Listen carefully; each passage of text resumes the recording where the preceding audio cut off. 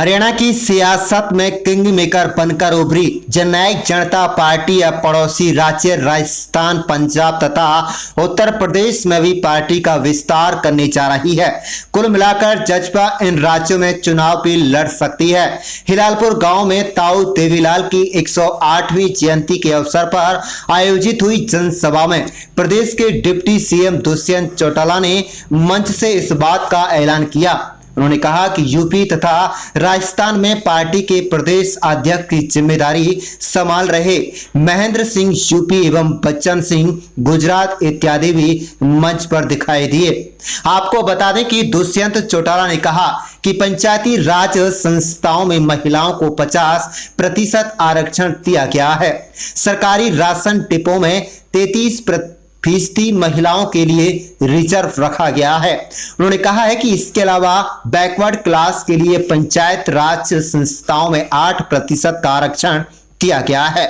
Deputy CM ने कहा है कि 10 महीने पहले किसानों को भ्रमित कर आंदोलन शुरू कराया गया था। उन्होंने कहा कि अगर मंडी खत्म होगी तो एमएसपी खत्म होगी और किसान की जमीन पर कब्जा होंगे तो जजपा के 10 विधायक त्याग पत्र देकर इस फैसले का विरोध करेंगे। पूर्व सीएम भूपेंद्र सिंह हुड्डा पर हमला करते हुए डिप्टी सीएम दुष्यंत चौटाला ने कहा कि सरकार के 2 साल पूरे होने पर पूर्व सीएम पोल खोलने की बात कह रहे हैं। उन्होंने कहा कि उनकी सरकार ने डीलरों को जमीन लूटने की ताकत दी थी। 60-65 हजार करोड़ रुपए के सीएलयू बदले गए। जजपा के राष्ट्रीय अध्यक्ष अजय सिंह चौटाला ने कहा कि ताऊ देवीलाल की 108वीं जयंती पर श्रद्धा सुमन अर्पित करने का अवसर मिला। जो जनसमूह मेवात के हिलालपुर गांव में आया है उसका आभार व्यक्त करता हूं। उन्होंने कहा है कि वह दिन दूर नहीं जब बुढ़ापा, विधवा, दिव्यांगों की पेंशन 5100 रुपए होगी। उनकी पार्टी ने प्रदेश की जनता से वायदा किया था। इनेलो पर हमला करते हुए अजय सिंह चौटाला ने कहा कि इनेलो 20 सीट में 1 सीट पर आ गई है, अब तो 1 से 0 तक आ गई है। अजय सिंह चौटाला ने कहा जिस पार्टी को 23% वोट मिले थे उनके 2 विधायक बने थे और जननायक जनता पार्टी को 17.5 वोट मिले थे और 10 विधायक जीत कर आए थे, जो आज भाजपा जजपा गठबंधन की सरकार चला रहे हैं। आप देख रहे हैं नुहू मेवात से लियाकत अली की रिपोर्ट। चैनल को सब्सक्राइब जरूर कीजिएगा। ड्राफ्ट बन गया, डेट ऑफ इम्प्लीमेंटेशन क्या होगी, किस दिन से कानून लागू होगा। आज स्वर्गीय चौधरी देवीलाल जी के जन्म दिवस पर आज उनके चरणों में ये हम घोषणा करते हैं कि प्रदेश में 75% कानून 15 अक्टूबर से हर कंपनी पर लागू हो। साथियों, मैं तो इतना बोलना चाहूंगा, चाहे ग्रामीण विकास की बात हो, हमारा ये मकसद रहा कि गांव को गांव से जोड़ती हुई सड़कों का विकास अधिकतम तेजी के साथ, और इसके अंदर मेवात में 140 किलोमीटर ग्रामीण सड़कों को हमने अपग्रेड करने का काम किया। प्रदेश में 2500 किलोमीटर सड़कें सिर्फ गांव से गांव को जोड़ने वाली है, जिनका कार्य या तो कंप्लीट हो चुका है या अगले 6 महीनों में कंप्लीट होने का काम है। साथियों, मैं तो एक जरूर आपको बोलना चाहूंगा कि हरियाणा प्रदेश के अंदर गांव के आदमी की आवाज को सरकार तक कोई नहीं पहुंचाता। सरपंच तो मोर मार देता था लेटर पैड पे, योगेश जी हिलालपुर की लंबी डिमांड के पर्चे ले आए, साथ वाले गांव के पर्चे ले आए, मेरा काम। मगर मैं एक चीज आपको बताना चाहूंगा, ये मोबाइल सबके पास है और स्मार्टफोन है। आज के दिन तो वो दिक्कत भी नहीं, इस कोविड ने सबको मोबाइल चलाना सिखा दिया और गांव के बच्चे तो इतने हाईटेक कर दिए, पढ़ाई भी सारी मोबाइल से आजकल करने लगे। मैं तो युवा साथियों को कहना चाहूंगा, तुम्हारे गांव में जैसे दादा मांग कर रहे थे हमारे यहाँ पानी का एक बूस्टर लग जाए, बेटियों की शादी के लिए कम्युनिटी सेंटर बन जाए, ये पार्क डेवलप हो जाए, व्यायामशाला बन जाए, साथ वाले गांव को जाने वाली सड़कों का डबलिंग वाइडनिंग हो जाए। अब ये सीधे हमें पर्चियां लेने की जरूरत नहीं, हमने आपकी सहूलियत के लिए ग्राम दर्शन पोर्टल बनाया कि गांव का नागरिक भी अपने मोबाइल से गांव की समस्या को मंत्री मुख्यमंत्री तक पहुंचाने का काम करे। और साथियों, आपको पता चलेगा कि आपकी मांग को किसने आगे भेजने का काम किया, कौन से अधिकारी पे आपकी मांग आई, उस मांग पर क्या कार्य शुरू हुए, किस प्रकार से किस गति के साथ उसके एस्टीमेट बने, क्या वो फिजिबल है तो नॉट फिजिबल है, हर चीज का ब्यौरा अब अधिकारियों तक या सरकार तक नहीं, आम आदमी तक, गांव में बैठे बूढ़े बुजुर्ग से लेकर युवा साथियों तक देने का काम आपकी सरकार ने किया।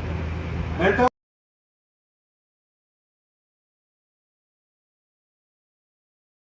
स्तर पर हरियाणा प्रदेश के युवाओं को उसकी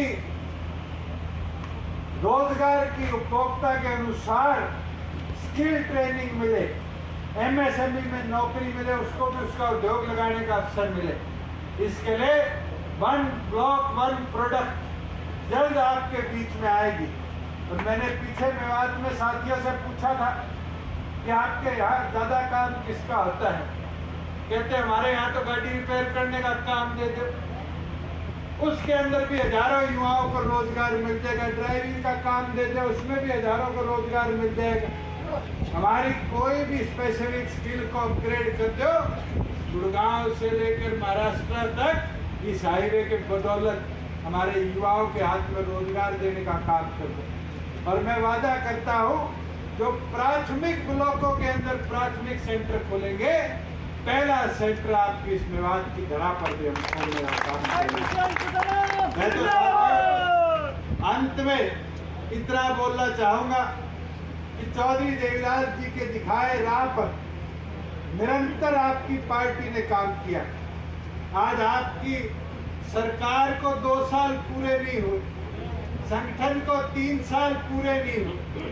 बहुत लोगों ने प्रयास किया कि आपको कमजोर कर दे, मगर ये आप जैसे पार्टी के मजबूत कार्यकर्ताओं की बदौलत है कि इन तमाम कठिनाइयों के बावजूद, कोविड जैसी महामारी के बावजूद भी आपने संगठन का विस्तार प्राथमिक तौर पर और मजबूती के साथ काम किया। और आज सुबह निशान सिंह जी और हम चर्चा कर रहे थे मेंबरशिप की। मैं तो 22 के 22 जिलों के कोऑर्डिनेटर क्योंकि मंच पर बैठे हैं, चाहे हमारे पूर्व विधायक हो, चाहे सेलो के अध्यक्ष हो, पार्टी के वरिष्ठ कार्यकर्ता हो, इनको बधाई देता हूँ कि हमने 45,000 एक्टिव मेंबर का टारगेट दिया था। समय से पहले इन साथियों ने घर घर जाकर प्राथमिक सदस्य बनाने का काम किया। और अब एक टारगेट और लेकर चलते हैं। 9 तारीख को जैसे ही डॉक्टर अजय सिंह चौटाला जी के आदेश होंगे, जब पार्टी का हम 2रा स्थापना दिवस मनाएंगे, ये टारगेट लेकर चलो कि कम से कम 10 लाख नए मेंबर हम पार्टी के साथ जोड़ने का काम करें, प्रदेश में संगठन को और मजबूत बनाने का काम करें। साथियों, ये आपकी मेहनत होगी जो इस संगठन के विस्तार में 90 के 90 हलकों में पार्टी को और मजबूत करने का काम करेगी। मैं तमाम हमारे मेवात के पदाधिकारी साथियों का मैं आभार प्रकट करता हूँ कि डॉक्टर अजय सिंह चौटाला जी का सपना था कि प्रदेश के 22 के 22 जिलों के अंदर स्वर्गीय चौधरी देवीलाल जी की प्रतिमूर्ति हो, मगर आज आपने सबसे ऊंची प्रतिमूर्ति, ये 42 फुट की प्रतिमूर्ति लगाकर ये साबित कर दिया कि जैसे न्यूयॉर्क में स्टैच्यू ऑफ लिबर्टी है, जैसे गुजरात के अंदर सरदार वल्लभ भाई पटेल का स्टैच्यू ऑफ यूनिटी है, आज सर छोटू राम का स्टैच्यू सापरा में है, वैसे ही दिल्ली को मुंबई से जोड़ने वाले इस एक्सप्रेसवे पर जब कोई जाएगा तो प्रगति की निशानी देखकर चौधरी देवीलाल जी को विकास के तौर पर देखने का काम करेगा, नमन करेगा और दिशा लेकर जाएगा कि देश की प्रगति उन्नति के अंदर कैसे उनकी सोच का एक अहम योगदान रहा है। इसके साथ आप सब आए, आप सबका आभार प्रकट करते हुए एक निवेदन करूंगा कि जोरदार जयकारा चौधरी देवीलाल जी का लगाकर उनको सच्चा सम्मान देने का काम आप करें। जननायक स्वर्गीय चौधरी देवीलाल अमर रहे। बहुत बहुत धन्यवाद। के सामने जो खड़ा है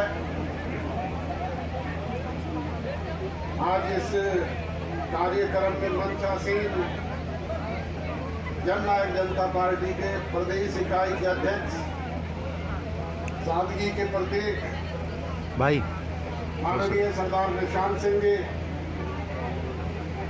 हमारी पार्टी के राष्ट्रीय वरिष्ठ उपाध्यक्ष की 108वीं जयंती के उपलक्ष्य में मुझे भी आपके साथ मिलकर के उन्हें श्रद्धा के सुमन अर्पित करने का अवसर मिला।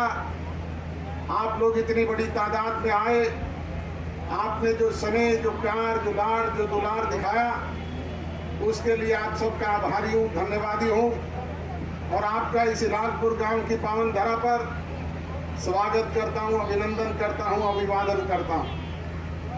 बुजुर्ग और नौजवान दोस्तों, मेरे से पूर्व वक्ताओं ने, पार्टी के वरिष्ठ साथियों ने और आपके डिप्टी चीफ मिनिस्टर ने बड़े विस्तार से सारी बातों का उल्लेख किया है।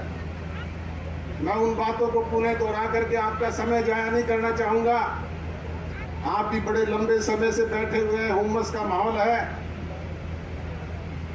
आपके हालात और परिस्थितियां जिस तरह की है, प्रचार प्रसार का युग है। आप लोग रोजाना रेडियो, टेलीविज़न, अखबार और दूसरे प्रचार साधनों के जरिए पढ़ते, सुनते और देखते भी।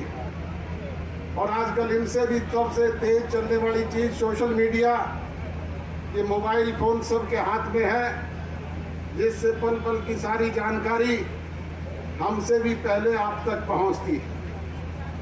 बुजुर्ग और नौजवान दोस्तों, आपके सामने जब से हरियाणा प्रदेश में सत्ता परिवर्तन हुआ, आप लोगों की मनचाही सरकार भारतीय जनता पार्टी और जननायक जनता पार्टी के गठजोड़ से बनी।